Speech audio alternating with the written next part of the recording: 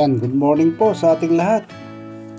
Napasal po ako dati sa spot namin dito sa may Cornets.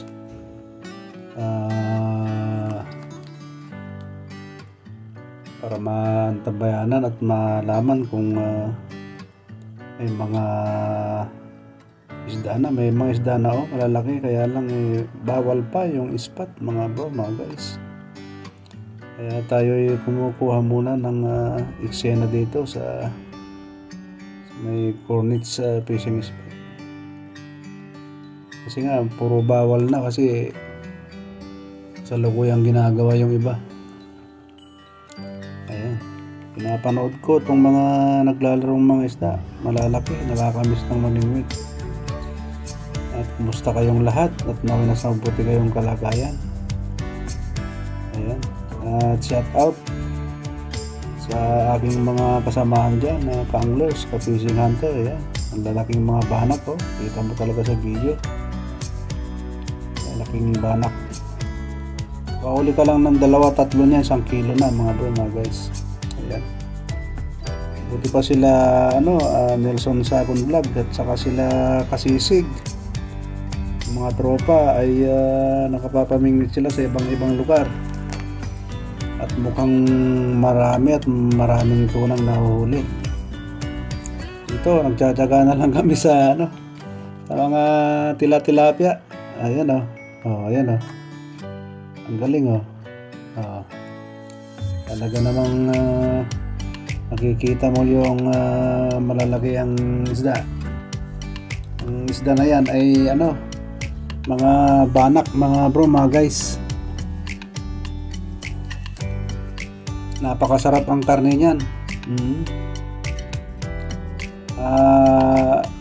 Ito sa may sa may masjid na spot yan. Yan ako kumuha kami ng maga ng eksena. Saka mahangin. Ayan lalaki Kita mo naman sa video. Huli ka lang 2-3, 1 kilo na yun Ayan, medyo bagsakan mo ng tinapay yan na may kawel. Sigurado yan. Ayan yung mga lalaki na yan, mahuli na yan. Grabe, talaga namang at shout out sa inyong lahat, sa lahat ng mga ka-fishing hunter, ka-anglers. Ayan, daming isda pa-subscribe naman sa aking YouTube channel. Ayan, pa-like and share. Ayan, Robert Aquino Official po sa mga hindi pa nakasubscribe. Subscribe naman po, libre naman po yan. Ayan lalaking isda Di bale, pag nagkaroon tayo ng sasakyan, makapasal-pasal tayo sa mga ibang lugar para tayo naman makagawi sa mga iba't ibang spot. Ang lalaki banak ang tawag dyan, may kaliskis na parang bangos. Napakasarap ang karne niyan. Hindi yung hindi yung bangus kasi yung bangus medyo bangus ng dagat, matinik. Ayan, hindi. Ang luto niyan pinakamalimit, pangat, prito, sarsyado, paksiw, sinigang. Ayan lalaki talaga grabe. Nakakawiling ang manood dyan dahil sa spot na yun napakaraming isda talaga.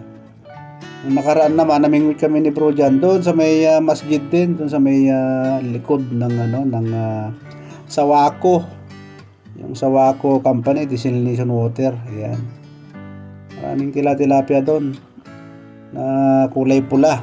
Ayan, kulay pula yung mga nahuli namin isda doon. Saka siyahor, saka yung kakak na tinatawag sa Indonesia na batik-batik. Masarap yung mga isda na yun. Ayan yan yung view ng doon sa may masjid. Saka yan yung mga isda na yan Diyan lang sila naglalagay. Wala bang matambaka. Yung mga nakapanood pala sa sa Pinos ko makaraan taon pa yon mga bro, mga guys, mga ka-anglers. Nakaraang pa yon taon, memories lang natin yon, kaya in-upload ko kasi nakaka-miss. Nakaka-miss talaga mamingwit ng isda na yan, mga sardinas sa matambaka. Grabe talagang sobra. Talagang magsawa ka sa matambaka pagdating ng matambaka. Basta pagbalibag mo, kapit yan pag kinatkat mo. Isang timba ka, 2 timba, ang laking pera na yun. Shout out sa inyong lahat at naway nasa mabuti kayong kalagayan saan man kayo sulok ng mundo, sa lahat ng mga aking suki sa aking YouTube channel, Robert Aquino Official. Ayan. Shout out sa aking mga kaibigan dyan sa aming barangay Nagasikan, Santiago City, Isabela, buong barangay, Barangay Rizal, Barangay Mabini. Yan. Shout out sa inyong lahat, sa aking mga kaibigan dyan, mga kumpare, sa aking mga pamilya, at sa lahat ng mga opisyal ng aming barangay. Yan, maraming salamat po, and God bless you all. Bye!